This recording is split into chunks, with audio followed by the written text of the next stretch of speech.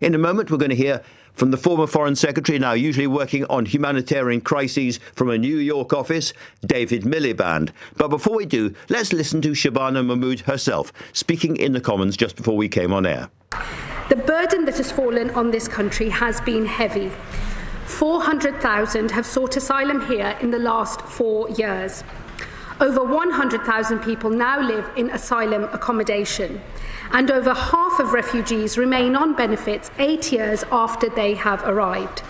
And I'm joined in the studio by David Miliband now. David, welcome to the studio. Thank you, Andrew. Nice to be with you. Nice to have you here. Your organisation, the International Rescue Committee, is set up to help people affected by conflict and disaster. So in a sense, you know where these migrants are coming from, almost literally. Yes. But you've also been a Labour politician, there, and you know the pressures in this country. So how do you react to today's announcement?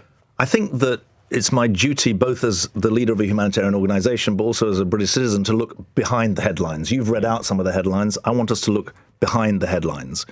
It's very, very important to me that the basic rule of the Refugee Convention of 1951, which says that no one should be sent back into danger, is upheld. As I understand it, the Home Secretary is saying she's determined to uphold that principle. Now, you've then got 2 or 3 critical issues. One, what's the speed of processing? We know from our work around the world that actually fast processing of asylum claims is essential to sustaining order in the system. Second critical thing, those who are given permission to stay, you want them to be successful in this country. You want to integrate them. Those who don't speak English should learn English. People from Sudan, which is the world's largest humanitarian crisis, most of them speak English. People from Afghanistan, less likely, second biggest group of people coming over. Thirdly, for those who are not allowed to stay, they shouldn't stay.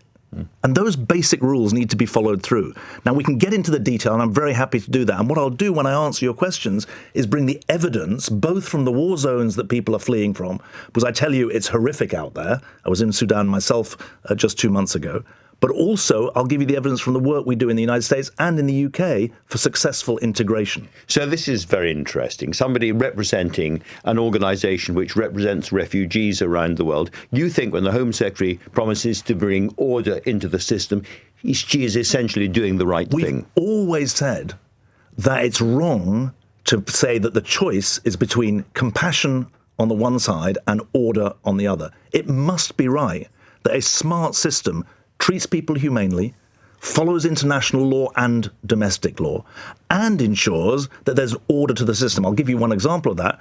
Fast processing of cases ensures that you have more order rather than less. And it takes far too long to process asylum claims. If you're coming from Sudan at the moment, you're very likely to be given the chance to stay. That's right. And the other countries, Afghanistan, Iran persecutes minorities there. Those are people who need sanctuary. So people listening to this and hearing the Home Secretary be very, very tough sounding in the House of Commons should not expect, therefore, that asylum seekers will cease to come here because the push factors are so intense. Well, the push factors globally are very intense. Britain, I think I'm right in saying, we're the 5th in the European League for people coming to claim asylum. Germany has about 250,000. Last year, France, a country more or less our size of population, 158,000, 159,000, UK around 100,000. So we're 4th or 5th, but there's global pressure. You know, I think, that there's 125 million people around the world displaced by war and disaster, both inside their own countries and beyond. Most of the people who cross a border are in poor countries, not in rich countries. But those who are coming here, as I say, we're 5th in the league. It's right that we have a system that is orderly, that is fair to people who come here and people who live here, and ensures that there's benefit for Britain. Because I also want to say this. The history of refugees who've been granted the chance to live here and then stayed here is that they know... Your own family. Well, I don't want to... But as it happens in my family, but they know the cost of war. They know the value of freedom. They become unbelievably patriotic about it. When as I say, you can see things from the side, the perception of the refugees. And I want to talk, by the way, about Sudan later on.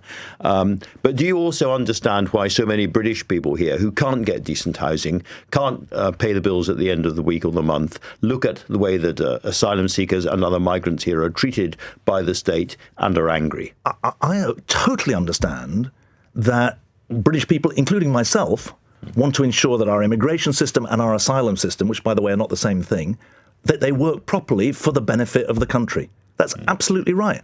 And people have had, look, there's been, 15, 20 acts of parliament on immigration and asylum since 2000. I mean, we've had a lot of legislation, and they want to see a system that is orderly, that's fair, that's humane, and that's effective. That's absolutely reasonable. Labour MPs, not all on the hard left, as it were, are in many cases deeply worried, deeply angry about this, and we're having phrases like performative cruelty, it's borderline racism, we must stop scapegoating. Do you have sympathy for those positions? Well, I don't know, I don't want to overclaim for my friendship with Shabana Mahmood, but every time I've met her, she's a serious person, she's a devoted public servant, she's a politician who is seeking to do the right thing. I'm not going to, I don't know which, you've read out some quotes, I don't know who they're from. What I'm saying to you is, this is such a serious issue, let's look behind the headlines, and that's I think, the right role that I can play. When you're putting together this kind of package, I'm sure in the Home Office or anywhere else, there's always a danger of going slightly too far. What do you think about the proposal the state should seize the jewellery of migrants? I'm totally against that. I mean, I don't know, I hadn't, that's one of the headlines I haven't seen, but the... Look, everything except wedding rings. We're talking Afghans, we're talking Sudanese. We have operations in Afghanistan, in Sudan, Eritrea. These are countries where people are spending their last 10p in desperation to get on a boat. Now that is, they're flogging everything to save themselves and their kids. I just want to say one other thing which we haven't mentioned yet.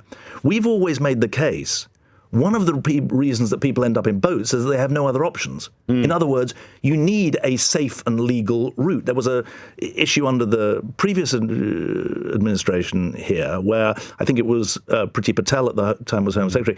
She was in front of the Select Committee and they said, well, if you're in Afghanistan today, how do you get to Britain? There is no legal way to get to Britain. I heard that Shabana Mahmood has said she wants to establish safe and legal routes. That's why I think it's important we look behind the headlines, because that's important. I can guarantee you, just think about it, if it was you or me, if we had no option other than to escape through a people smuggler, and that was the only way to get out of Afghanistan, you'd do it.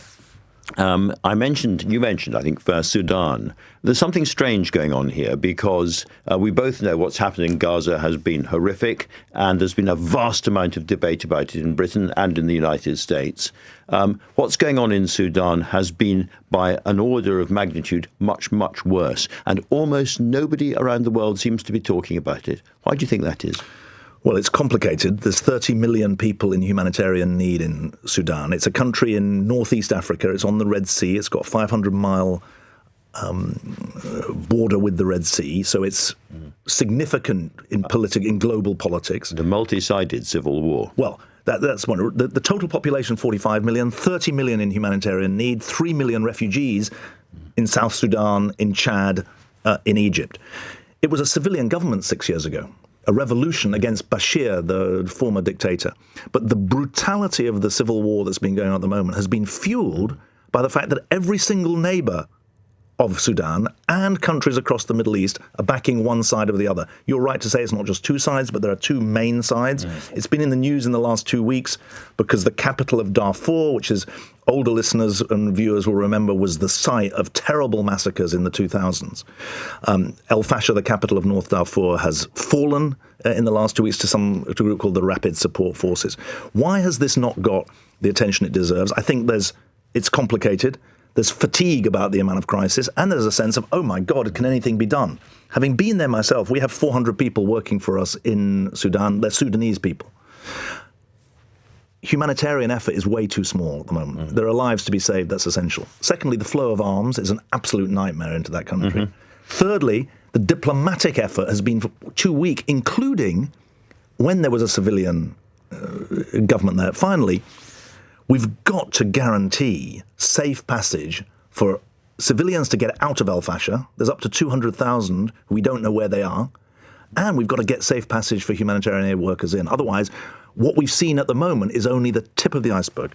All right, I'm going to come back to the nub of the political argument here. David, there will be people listening to this show right now who will say, terribly sorry for all the people out there, but we don't want them here. What do you say to people like that? I say to them that we should play our fair share in solving the world's problems, because if we don't, those problems will come to us. It's a fundamental argument. It's not saying abandon your self-interest. I would say it's part of our self-interest. And our role as a country that tries to tackle problems rather than ignore them has stood us in good stead. That's actually the way that we build our own security and our own prosperity. We can't have a divorce from the world. Mm-hmm. We're paying enough price for them. Are you worried about this government, for instance, cutting the foreign aid bill? I oppose that, definitely. I know that these are tough times. It's very difficult. But there's no question in my mind that there is benefit to Britain from us being engaged globally, including through the foreign aid budget. Now, I would also say the amount that we spend on ourselves massively outstrips the amount that we spend abroad. Yeah. Let me move to an analogous but not the same subject. You gave the Isaiah Berlin lecture, which I heard last night, very interesting. And in that you said that, referring to the kind of the wave of populism across the West, there was a danger that we are starting to become rather like the people that we are opposing, like the autocracies, like the Russians, like the Chinese. In other words, we are beginning to mirror and to mimic our opponents. Well, it's chilling. There are more autocracies in the world today than democracies. 91 versus 89. I mean, that is chilling. If you think that... And that's a change, isn't it? It's a massive change. I mean, there was a wave of democratization in the 1990s. Until 2005, the number of democracies was growing. And we've seen a wave of abandonment of democratic rules. Also, in democratic countries, the power of the state is getting stronger. And it can be oppressive of people. And you see that, what they call democratic recession around the world. I think that's something that we should treasure our democracy. We want it to work better. We should remember that it protects our rights. But you've got a massive debate going on in the US, where I live at the moment, about the power of government to take people off the streets, about the power of the government to instruct the judicial system in how it works. It's a live debate about the health of our democracy, about the way in which our democracy delivers for people. And I think it's a debate worth having. So that means that liberals have to stand up and be counted at the moment. 1,000%. We've got to treasure our liberties and hold on to them. The other thing you said that really struck me was you said, I think the most important sort of domestic issue for a lot of people were these mobile phones, were the smartphones in their pocket. I didn't bring mine into the studio. I'm less addicted. I've got mine here. Yeah. But they are extremely addictive. Yeah. You've got teenagers. You're particularly concerned about children, both in school and out of school, and these things. Would you like to see them banned for, say, under 16? Yeah, definitely. I mean, there's a whole... You'd like to see them banned for everybody, under 16? Under 16, I think that... Well, under 14, I think there's research about this, because you've obviously got issues to do with how kids can stay in touch with their parents if they're out and stuff. Okay, but tell people why. Because all of the evidence is that social engagement is going down, that danger is going up, that vulnerable kids are being preyed upon. And those are really serious. There's a man called Jonathan Haidt, H-A-I-D-T. He's written a very... He's been on the show. He's been on the show. Well, there you go. I didn't hear it. He has. But I'm very... I mean, speaking to someone who's a parent, my kids are a bit older now, but I think it's what they get access to. There's two things about it. One, the dopamine hit is so much better than anything else they get. So much more instant gratification. Yeah. We're talking about smartphones here, let's be clear. Yeah. But secondly, I think that the range of what they have access to and what invades their brains is worrying. We need to... And it eats away at concentration. I worry that not only is AI becoming cleverer and cleverer year by year, but it's making us stupider and stupider. Well, I'm not sure about that. You see, this is what's difficult. This revolution that's in our hands gives us more power than ever before. The danger is that it disempowers us. I want us to seize the opportunities of it. You can do so much more. You're so much more productive in all sorts of ways. You can keep informed. You can keep connected. The danger is it disconnects us, and that's my worry. Let me turn back to the situation here. You went, I don't want to cause PTSD, but you remember the TB-GBs and all the rest of it. You've seen Labour governments struggling in the past. This one is having a heck of a time at the moment. Do you have any kind of thoughts or advice for them from the outside? Well, I think that they've got a big majority. They should focus on being a good government. That's the absolute thing. I know I'm a policy guy, so I suppose you could say I would say this. But in the end, it's about substance, it's about policy. Every successful government is a cause. And the government needs to define its cause and then pursue it, because I think the public will respect them for doing what they think is right. And there are a lot of Labour MPs over a few hundred yards away who want to get rid of the Prime Minister. What would be your advice to people plotting a coup? No, focus on being a good government. That's the absolute key. And that means delivery on policy. That means what we've been hearing about today from the Home Secretary. That means welfare reform. That means all the things that you've been talking about in the past. Well, it's got to mean the full agenda, because we know that this tech revolution that we're talking about, it's ripped up the social contract, the economic contract, and the political contract. It's ripped them up. And we need to rebuild the social contract, the economic contract, and the political contract. And that starts with a government that defines its cause, that uses its time productively, that focuses behind the headlines, not on the headlines. Now, there's a ritual part of these interviews, David, where I say, David, are you going to come back into British politics? And you say, oh, Andrew, no, I'm not. And I press you, and then you say no again. Should we just skip that bit? Why don't you replay it from the previous, then you'll save yourself some time and get on to your next guest. We'll skip it now. David Miliband, thank you very much indeed for coming in.